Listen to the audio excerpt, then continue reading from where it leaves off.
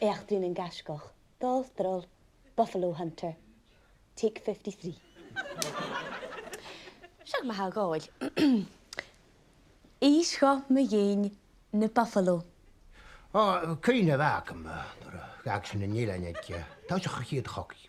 Tá na borta met a gama bhai. Am svart 1936. Sapat gorod U-boat stan ag an nawn.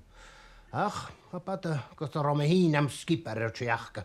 Hai, oer mi ma hykket an 1884 en vi treorach in charge of the Light Brigade.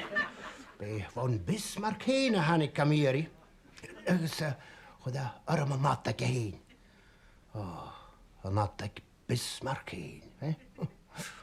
Wally. Has an eentje nog gegaal, ach, Timmy ísgein me dhéin na Buffalo. Wel, ga mi ysdiach yn y U-boat lead Bismarck arm. Agus nach diach yn bicol hwber ac am dyrach tro creich yn y submarine is skach o ars o pahbis y fami. Smed marach un ydda atak yn agus sorn yn gryd.